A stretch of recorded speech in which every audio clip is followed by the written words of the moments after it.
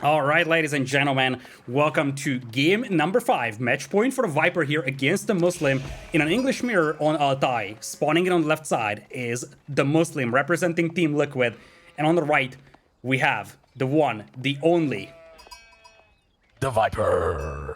Yes, We've got delayed, Viper playing. It was a little delayed. We've got Viper spawning in over on the eastern side of the map. So English mirror, interesting matchup. Now, a question I asked you in the last game.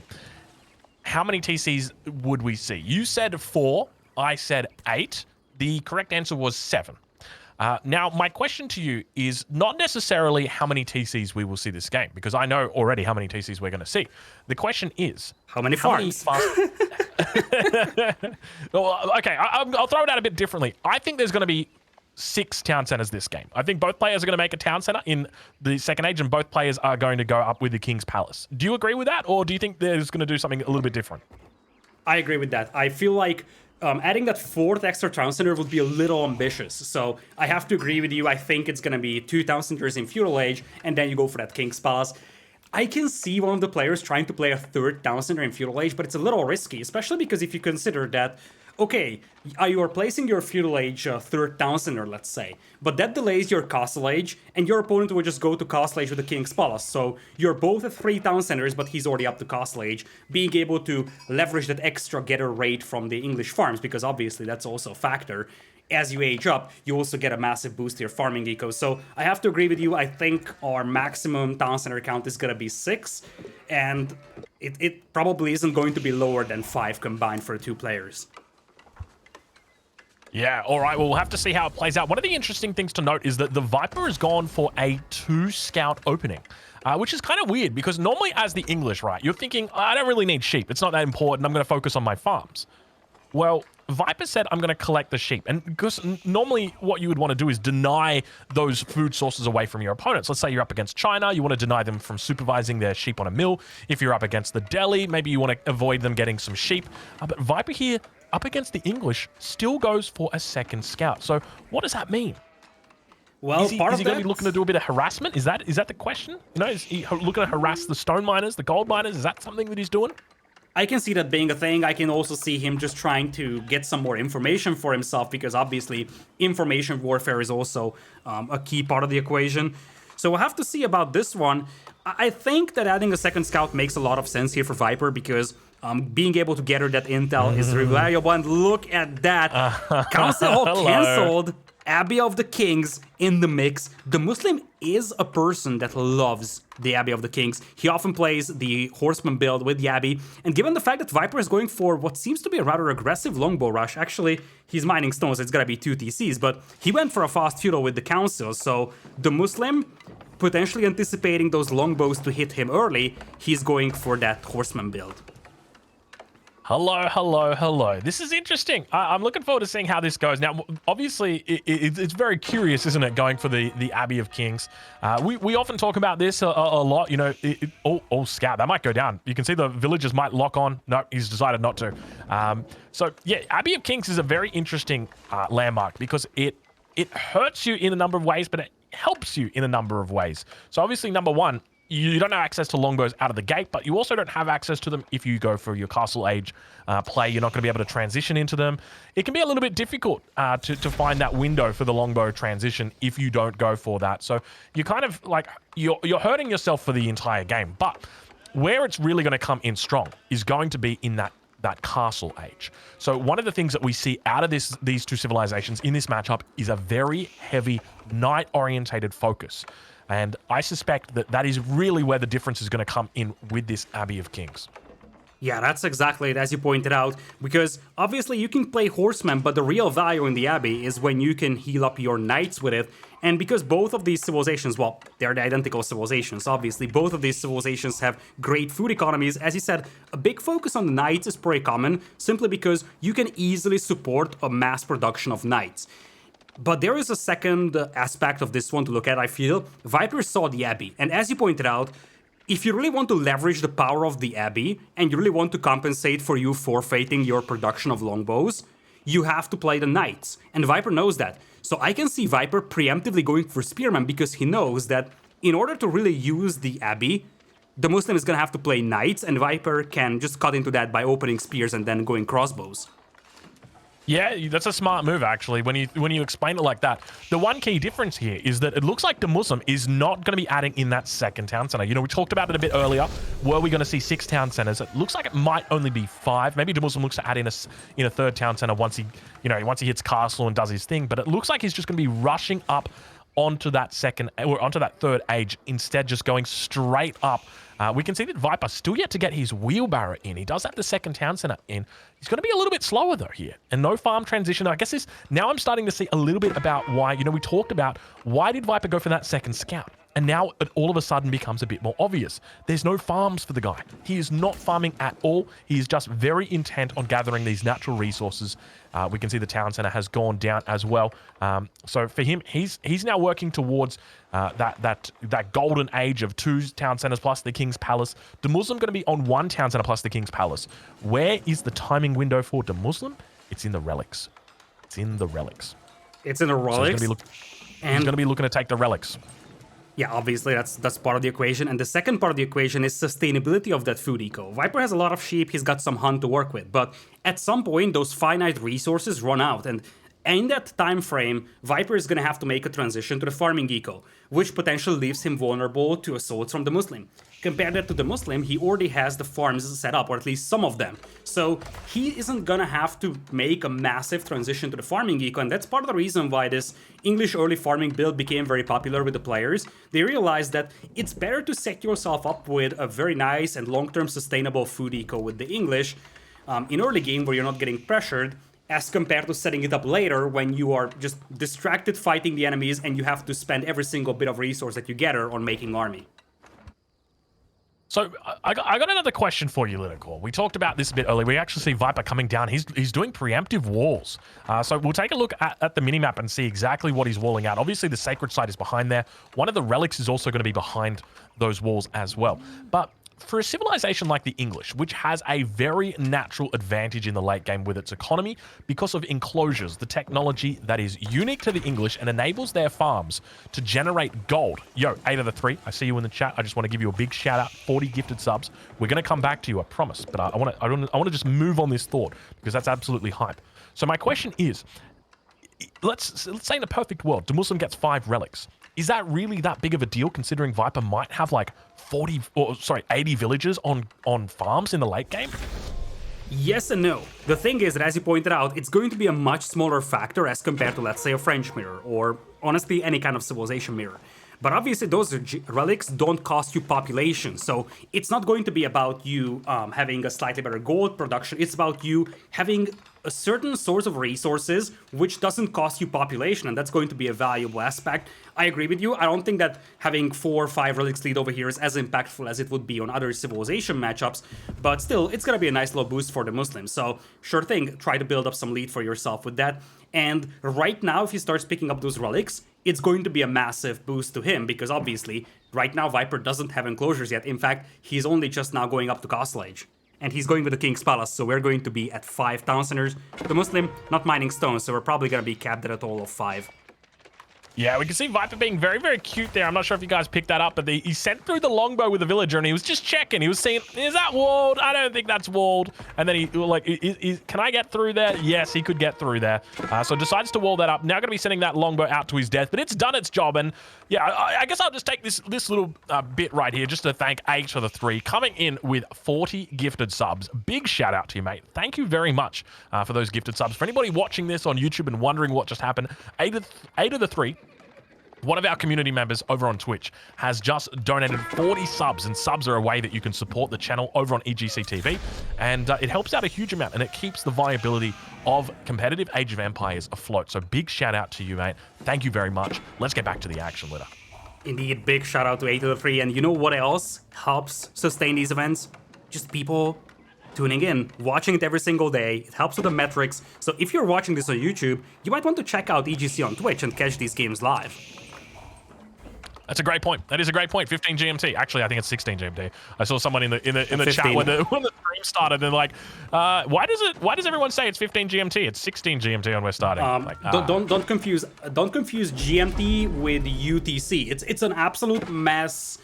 And the only way I know what GMT it is that AoE zone has a GMT counter. So I'm like, okay, that's the GMT we're looking at. I can't keep track of all the time zones and whatnot. Can we just have a single time zone that everybody keeps track of, and you can just point to that and like, when is it? And you just be like, that time at this time. Like, wouldn't it make so much sense? Isn't that what GMT is? What is UTC? Oh my lord, dude. Oh jeez. If daylight savings didn't exist, right? Anyways, going back into this game here, we do have a couple of knights here for DeMusliM trying to burn their way through, and Viper indeed going for the crossbow play. Only 2 crossbows on the battlefield though, not a very impactful army right now, and DeMusliM can just pull back those weak knights. That's exactly it. Pull it back, heat it up, bring it back. Yeah, Viper going to be in a little bit of pain right here. He hasn't re-walled. He could have very easily re-walled that in. You can see that there is a second spot that he could have done, but now going to have to fall back towards that secondary town center he's got down. Going to be losing a fair, decent mass of his crossbows. Behind this, the relics are getting picked up by DeMusliM, and now DeMusliM looking to enter into the base of the Viper. He's got a bit of a villager lead. He's up by about 9 at the moment, but that is going to be dwindling quickly, I suspect. But never mind that. The Gatling guns are out. Look at them firing down upon those knights. He's trying his best to save that last knight. I don't know whether it's going to get out alive. Unfortunately, looks like it loses its life, and it's going to be heading to the graveyard instead of to the Abbey of Kings.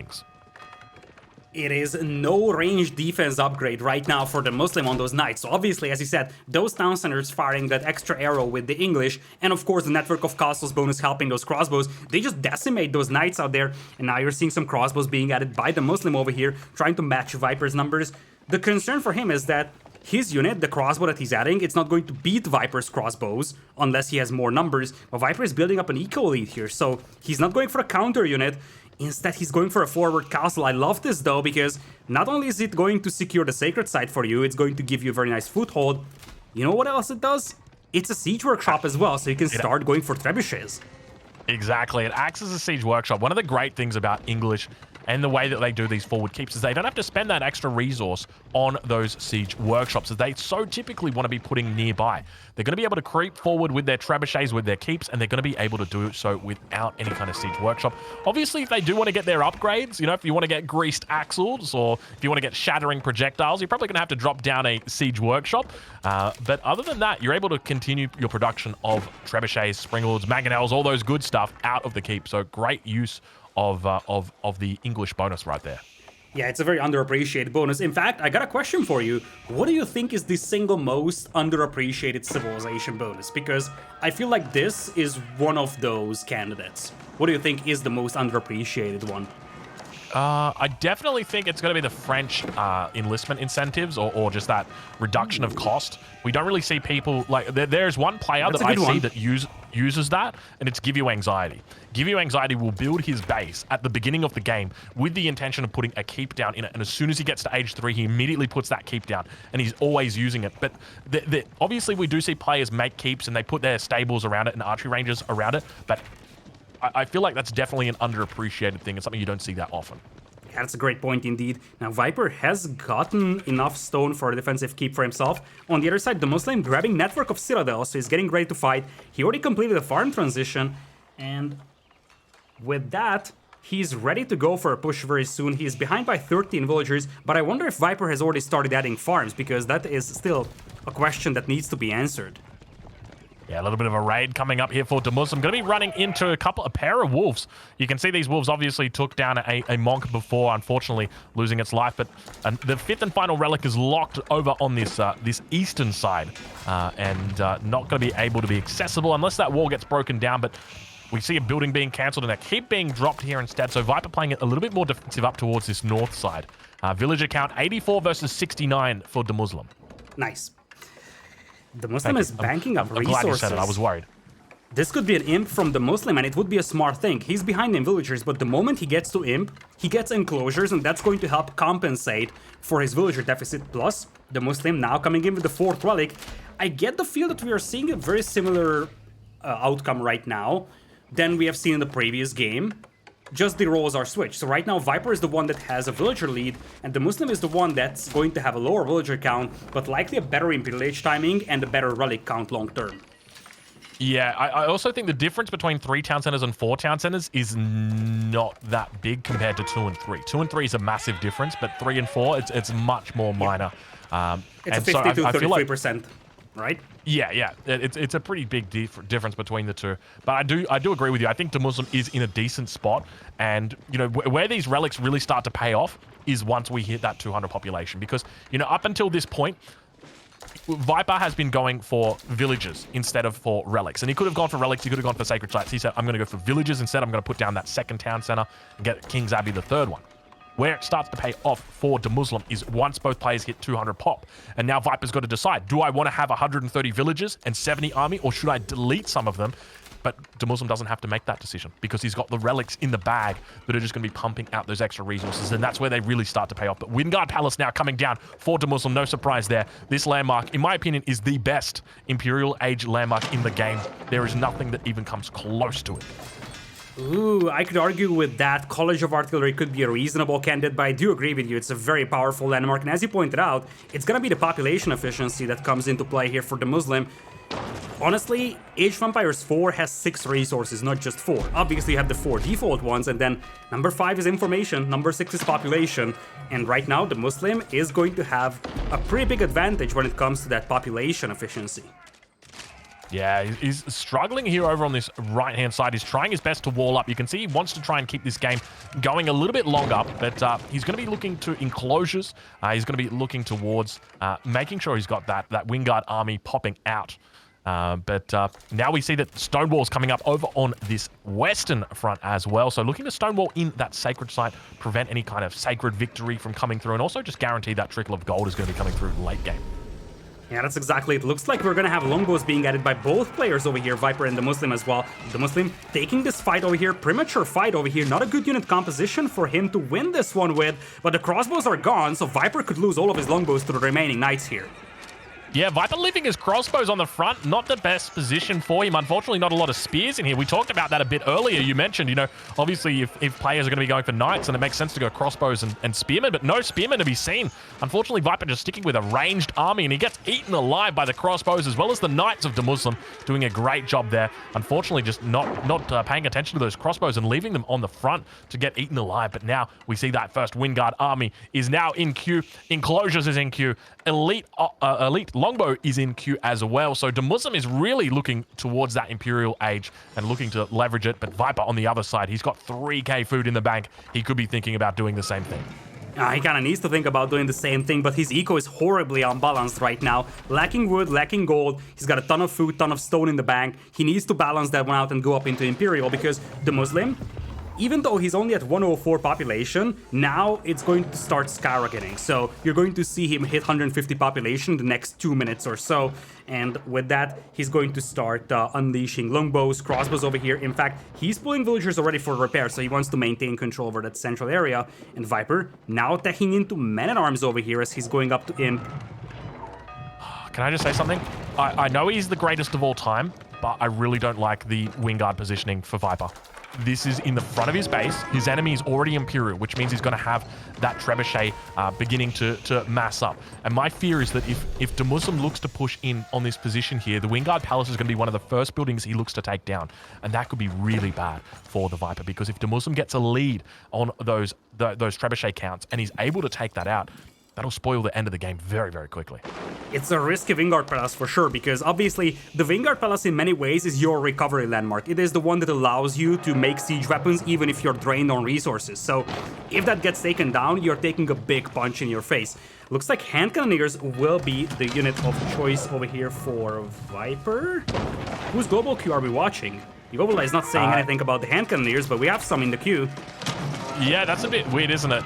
We don't see any hand... Oh, it's going to be Viper making these hand cannoneers. So, yeah, interesting. So we've also got incendiary arrows coming through for Liquid DeMusliM. So he's really looking to invest heavily into those. But we have elite knights coming through for him as well. So those hand cannoneers definitely going to be helping out. But DeMusliM just going to be falling back. He loses that keep on the front side. And Viper going to be chilling out. We now see the Wingard army beginning to work its magic over on that right-hand side. But DeMusliM, obviously an incredibly important game for him. This is match point. If the Viper wins this game, he's going to be moving on. Highly likely will be moving on to the final round with DeMusliM probably getting knocked out. Yeah, basically, DeMusliM is going to lose control over the playoffs if he loses here. If he wins this set, he still has a good shot. If he loses here, his fate isn't going to be in the hands of Wham, who is playing after this against Beastie QT. But he's got a good position set up over here, and we talked about this one in previous games. He has had good positions in multiple games. It's just a matter of finishing these. He needs to finish this game with a win. He's got 4 relics. He's got good villager count. He's got reasonable map control as well.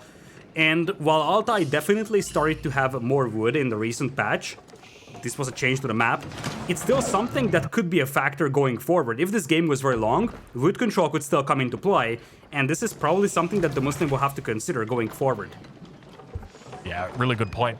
Enclosures coming through for both players now. To avoid any doubt, we do indeed have enclosures for both players. Do not fear. We've also got shattering projectiles coming through now for the Viper. So he's going to be looking to bring out the punch with those trebuchets as they begin to fire upon each other in the center of the map. We can see the gold appearing above the farms there for the Viper. I don't want to see any question marks about that factor in chat.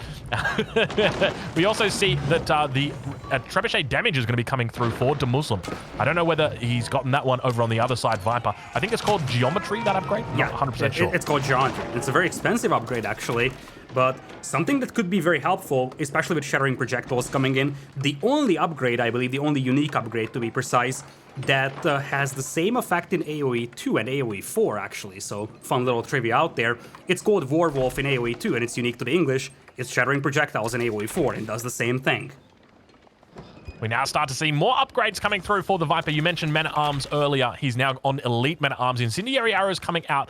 I don't think we've seen any Elite Army Tactics, but we also see Volley coming through for DeMusliM. So he's investing heavily in longbows. It looks like it's going to be a very heavy longbow play from him. We've seen Incendiary Arrows come out, and now we see Volley, and now we see the Fire Camp going to be coming out as well. So he's going for a Trebuchet plus longbow mix. An interesting composition. Let's see how it works out. Yeah, it depends on how many Men-at-Arms Viper is gonna have, but I like that comp a lot. Like, longbows with the network of citadels and volley fire at an insane and unbelievable rate, and if you have some hand cannoneers to back them up, your army is going to be pretty well set up against the enemy Men-at-Arms as well. So this is gonna be an interesting one to take a look at. Viper securing the 5th and final relic with that monk, and he's also going to have a sacred site for himself. 2 sacred sites and 4 relics for DeMusliM as compared to Viper just having 1 apiece. So it is going to be a massive discrepancy in the passive gold generation that shows at the top of your screen. 2200, almost 2300 gold per minute for DeMusliM, only 1400 for Viper. And now the relics are beginning to kick in. We talked about it earlier in the game. This is the consequence of Viper going for that 3 TC versus the 2 TC. There's a window for the Viper in this late game to actually push and to win. But slowly that window is closing because DeMusliM is moving in on that villager difference. You can see 126 versus 117. And he's got those relics in the bag as well. So he's got the 2 sacred sites. He's got 4 relics. So we've got a passive 600 gold versus the only 200 gold coming in from Viper. And slowly but steadily, that gold income will make a difference as these units begin to bleed. And now we enter into the battle, the first big battle of the game, beginning to unfold rather, as the Knights come in on the front side. You can see the hand cannoneers firing in on the back line. They're going to be doing plenty of damage as the longbows just look at them just firing off non-stop for the Viper. Where are the longbows coming out for Liquid DeMusliM though? There's barely any of them to be seen, and he's got all the upgrades for them, so you'd like to think that he's got them. But unfortunately, it looks like DeMusliM going to have to fall back. He's got 4 trebuchets out. This mass is starting to build for him, but the unit's going to have to fall back in this position. And Viper definitely looking to take a bit of an early lead as the numbers for DeMusliM begin hitting down towards that 160 mark. Viper sitting back up on that 200 population. This is exactly what the Viper wants. He can't let DeMusliM build up a big bank. And look at that. This is how effective those longbows are in a late game scenario. They get a massive power spike going into Imperial with volley and of course network of citadels. That's a cost edge upgrade, but that is probably the most population efficient composition that the Viper can get for himself. A couple of spearmen to brace against the cavalry charge, and then just that rapid rate of fire of longbows. And their rate of fire is so good that if the enemy doesn't have like 50 knights here, they can actually take good engagements even against knights, because obviously their damage per shot is not going to be great, but the rate of fire at which those arrows are coming out is insane. So their effective DPS is still pretty impressive against those heavily armored targets. Yeah, the other thing to note is listen out for that sound. When you hear that sound, when the longbows fire, it just sounds so absolutely amazing. The rapid fire, it's just like, it's a boom, boom, boom, boom, boom. It's so good. Oh my lord, I love it. Hopefully we get to hear it again. But now look at the Trebuchet numbers for DeMusliM. How many Trebs have we got over on the other side? Only 4 for the Viper, 6 for DeMusliM, or rather 8 for DeMusliM. Oh my lord, that's a lot of Trebuchets. And this is something that I was sort of scared about, because now he's got the Trebuchet lead. It means he's going to be able to aggress on Viper's base slowly but steadily, because it becomes difficult for Viper to ever set up a Trebuchet mass, because the Trebuchets that he's got are going to get targeted by DeMusliM. I think it's 6 Trebuchets that you need to take out an enemy Trebuchet. I'm not 100% sure, but we actually see villagers for the Viper healing up those Trebuchets, avoiding death over on that other side. Oh, you gotta respect shattering projectiles over here. A volley here could easily wipe out Viper's army. Trebuchets setting up. You really gotta be careful if you're microing your infantry against that many Trebuchets with the English. DeMusliM slowly trying to expand his map control, his network of castles, influence with those towers, but Viper responds to that swiftly. DeMusliM is making a very slow push happen over here, but this is gonna be a delicate, dense micro war for the potentially 10 more minutes or so at minimum. Yeah, unlike the bombards, these Trebuchets are a little bit less effective against the infantry mass, slower to attack. Also, they are a little bit less accurate, but they do have that shattering projectiles, which makes all the difference. And you can see Viper looking to focus down a Trebuchet on the backside with his own Trebuchets. That's right, we've got Treb wars here. English in the late game, it's all about the Trebians, baby. But unfortunately for Viper, it looks like DeMusliM pushing through with a pretty decent mass here. He's going to continue funneling in the resources. The population difference for these two is not that significant. But now, look at the Trebuchet setup of DeMusliM. He is just looking to try and take the Viper to school right now. Yeah, it's a trap war coming in here in the middle. Now we're seeing a larger and larger deviation in unit compositions. Viper almost exclusively on longbows. On the other side, DeMusliM is going for what could be in the long run a more population efficient solution. That is going to be some cavalry supported by hand cannoneers. Obviously, hand cannoneers in a straight up battle will lose to those longbows, but it's going to be a question of how much meat shield you can put in front of those hand cannoneers. Villager count is equal for these players, 119 a pop. We actually see DeMusliM getting in his upgrades for building health, so that they're a little bit surviving a little bit longer against the Trebuchets. They're now pushing forward with a whole bunch of units. You can see the Trebuchets looking to pack a punch. Viper sitting on 5 Trebuchets compared to DeMusliM on 9, and that's where the real difference can come in, these Trebuchets. And you can feel, I genuinely feel like DeMusliM has got this. Just with the higher Trebuchet numbers means he's going to be able to push back the Trebuchets, the buildings of his enemy, and Viper's maxed. He's on 200 pop, so it means that he's in a difficult spot because he can't add in any more Trebuchets. And so now we see him falling back towards that position, looking to try and heal up over on his longbows. And you got to start wondering, is Viper on a timer all of a sudden? Because DeMusliM, he's at 200 pop. He's got those relics ticking. He's got the gold advantage. Yeah, that's exactly it. DeMusliM does have a pretty considerable lead over here. This is where the population efficiency comes into play, and you see now DeMusliM is starting to shell those towers. That's going to push Viper back into his base.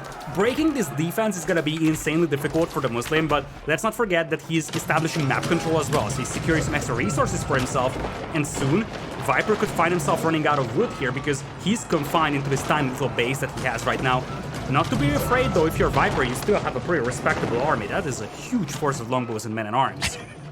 Look at these Trebs, they're so stupid, just firing off. They're just slinging out boulders, 300 pounds of, or 300 kilos of I don't know what the meme is, but you guys know the meme I'm thinking of. That is the Trebuchet right there. And now Viper looking to tee off towards his enemy. You can see all those longbows just getting lit up, but he's got to be careful not to extend out too far past his extension of that network of citadels. And we can see now men-at-arms together with the spearmen pushing out, looking to try and take out some Trebuchets. They're going to be moving backwards. Not a lot of units under here to protect it. Villagers nowhere to be seen either. Need to be pulled to repair these Trebuchets. They're going to continue forcing themselves back. Viper's going to buy himself a little bit of space. He's found, I don't know how, but Viper's got 10 Trebuchets out all of a sudden. Look at the Trebuchet mass for Viper. He's dropped down a whole bunch of siege workshops. He's been working overtime.